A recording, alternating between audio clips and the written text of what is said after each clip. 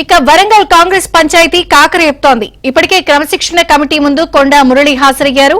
ఇదే సమయంలో కొండా మురళి సంజాయిషి లేఖ కలకలం రేపుతోంది. అయితే కొండా మురళి లేఖ ఆయన చేసిన వ్యాఖ్యలపై కడియం గుర్రుగా ఉన్నారు. క్రమశిక్షణ లేని వ్యక్తి చేసిన ఆరోపణలపై తాను స్పందించబోనని కడియం స్పష్టం చేశారు.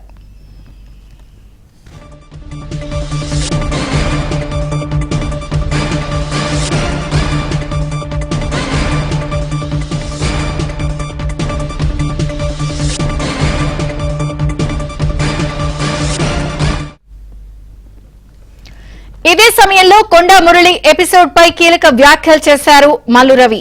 వారం రోజుల్లోగా లిఖితపూర్వకంగా సమాధానం ఇవ్వాలని చెప్పినట్టు తెలిపారు. మొత్తానికి కొండా ఎపిసోడ్ ఇంకా కొనసాగుతోంది.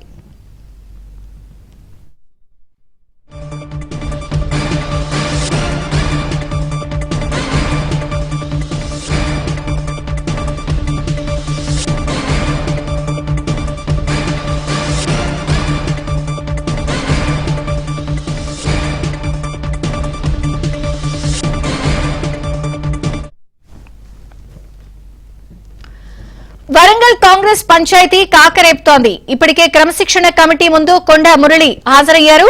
ఇదే సమయంలో కొండా మురళి సంజాయిషి లేఖ కలకలం రేపుతోంది. అయితే కొండా మురళి లేఖ ఆయన చేసిన వ్యాఖ్యలపై కడియం గుర్రుగా ఉన్నారు. క్రమశిక్షణ లేని వ్యక్తి చేసిన ఆరోపణలపై తాను స్పందించబోనని కడియం స్పష్టం చేశారు.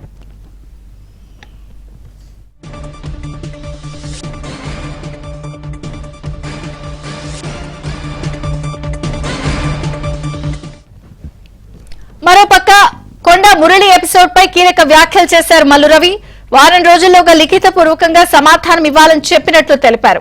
మొత్తానికి కొండా ఎపిసోడ్ ఇంకా కొనసాగుతూనే ఉంది. వివరాలు నవీన్ అందిస్తారు. నవీన్, విజయచంద్రిక ఉమ్మడి వరంగల్ జిల్లాకు సంబంధించి మాజీ ఎమ్మెల్సీ మంత్రి కొండా సురేఖ భర్త చేసినటువంటి రాజకీయమైనటువంటి ఆరోపణలు సంచలనం రేపుతున్నాయి. వరంగల్ కాంగ్రెస్ పార్టీలో ఇప్పటికే ఆయన చేసినటువంటి వ్యాఖ్యలు కలకలం రేపాయి. దీనిపైన ఇక్కడ వరంగల్ కు సంబంధించినటువంటి 5 ఎమ్మెల్యేలు, డిసిసి అధ్యక్షుడు నాయన్ రాజేందర్ రెడ్డి సహా అందరూ కూడా డిసిసి క్రమశిక్షణ సంఘానికి ఫిర్యాదు చేసినటువంటి నేపథ్యంలో ఇవాళ డిసిసి క్రమశిక్షణ సంఘం కొండా మురళిని సంజాయిషి కోరింది. దీంతో సంజాయిషి 15 పేజీల లేఖను ఆయన సంజాయిషిగా ఇచ్చారు. తర్వాత ఇక్కడ దీనిపైన మురళి ఇచ్చిన తర్వాత సంజాయిషి లేఖ ఇచ్చిన తర్వాత మా మీడియాతో మాట్లాడినటువంటి వ్యాఖ్యలపైన ఓరుగల్లు నేతలు ఎవరు కూడా మాట్లాడడానికి సిద్ధంగా లేరు. కడియం శ్రీహరి కావచ్చు, నాయన్ రాజేందర్ రెడ్డి కావచ్చు, ఇతర ఎమ్మెల్యేలు వాళ్ళంతా కూడా రేవూరు ప్రకాష్ రెడ్డి కావచ్చు, వీళ్ళంతా కడియం కొండా మురళి కొద్దిసేపటి చేసినటువంటి వ్యాఖ్యలపైన స్పందించాలని కోరడంతో మురళి చేసినటువంటి మురళి క్రమశిక్షణ రహితంగా వ్యవహరించారు.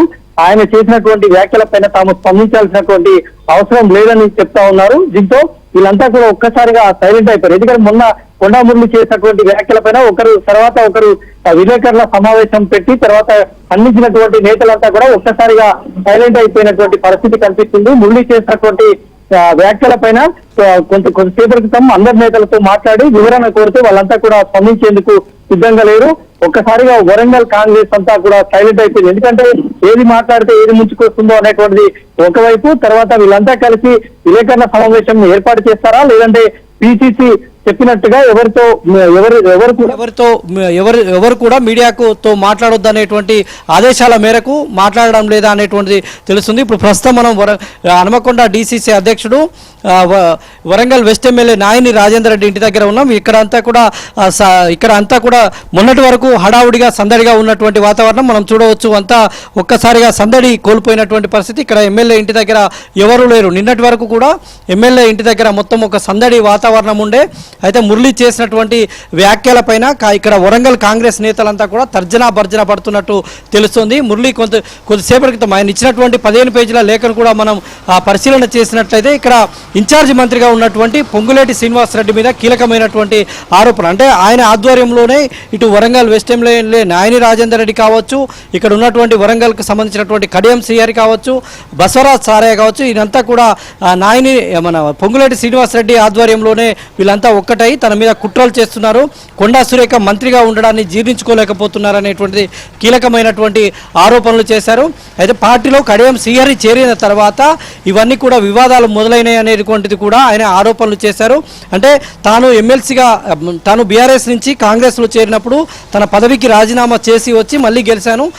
ఇక ఇందులోకి వచ్చినటువంటి ఎమ్మెల్సీ బసవరాజ్ సారయ్య కావచ్చు, ఎమ్మెల్యే కడియం శ్రీహరి కావచ్చు, వాళ్ళు కూడా రాజీనామా చేసి రావాలా వద్దా అనేది వాళ్ళే తెలుసుకోవాలని మరొకసారి మాట్లాడడం అనేటువంటిది ఒక సంచలనంగానైతే మారింది. మొత్తంగా ఇక్కడ వరంగల్ కాంగ్రెస్ ఆఫీస్ కావచ్చు, వరంగల్ నేతల ఇంటి దగ్గర, కాంగ్రెస్ నేతల ఇంటి దగ్గరనైతే పూర్తిగా సందడి లేనటువంటి పరిస్థితి మనం చూస్తూ ఉన్నాం. అంతా కూడా ఖాళీ అంటే ఎవరు కూడా మురళి చేసినటువంటి వ్యాఖ్యలపైన ఇవాళ మనం వరంగల్ తూర్పు రాజకీయాలను పరిశీలిస్తే తూర్పు ఎమ్మెల్యేగా ఉన్నటువంటి మంత్రి కొండా సురేఖ ఇవాళ 50 వాహనాల్లో ఇవాళ గాంధీ భవన్కు వెళ్ళారు. ఆమె అనుచరులంతా కూడా మురళికి మద్దతు ఇచ్చేందుకు మురళి ఇవాళ సంజాయిషి లేఖ కోరుతున్నందున, సంజాయిషి లేఖ పిసిసికి ఇస్తున్నందున ఆయనకు మద్దతుగా ఒక 50 వాహనాల్లో ఇక్కడ వరంగల్ తూర్పు నియోజకవర్గం నుంచి అంతా కూడా వెళ్ళారు. అయితే వరంగల్ పూర్తిగా కొండా మురళి మొన్న చేసినటువంటి వ్యాఖ్యలు వరంగల్ కాంగ్రెస్లో ఒక కలకలం సృష్టించాయి. అదే ఇంకా కొనసాగుతూ ఉంది.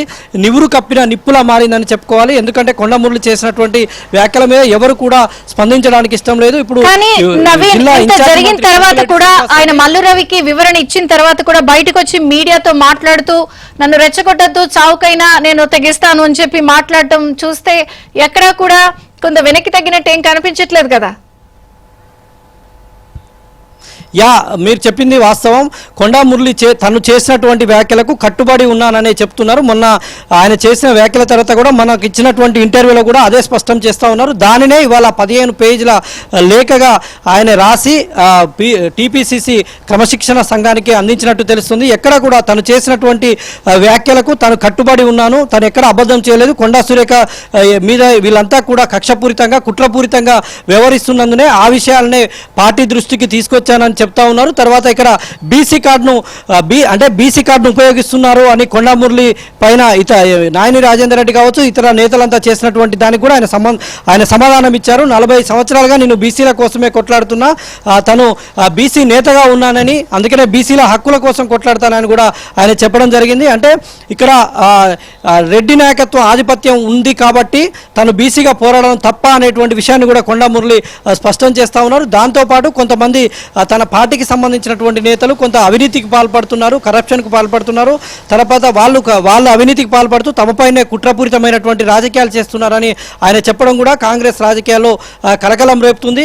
మరి పిసిసి క్రమశిక్షణ సంఘం కొండా మురళి ఇష్యూ పైన ఇటు వరంగల్ ఇతర ఎమ్మెల్యేలు ఏదైతే నాయని రాజేందర్ రెడ్డి సహా, ఇటు కడియం శ్రీహరి కావచ్చు, ఇతర బసవరాజ్ సారయ్య కావచ్చు, ఇతర నేతలు 5 ఎమ్మెల్యేలు సహా ఇక్కడ ఉన్నటువంటి నేతలు కొండా మురళి మధ్య జరిగినటువంటి ఈ మాటల యుద్ధాన్ని టీపీసీసీ ఎలా తీసుకుంటుంది, ఇవాళ టీపీసీసీకి సంజాయిషి లేఖ ఇచ్చిన తర్వాత కూడా కొండా మురళి చేసినటువంటి వ్యాఖ్యలపైన మరి ఆ పార్టీ ఎలా స్పందిస్తుంది, ఈ ఎమ్మెల్యేలు ఆయన పైన ఆరోపణలు చేసినటువంటి తర్వాత వీళ్ళంతా కూడా ఎట్లా స్పందిస్తారనేటువంటిది చూడాల్సి ఉంది. విజయచంద్రిక. Thank you Naveen.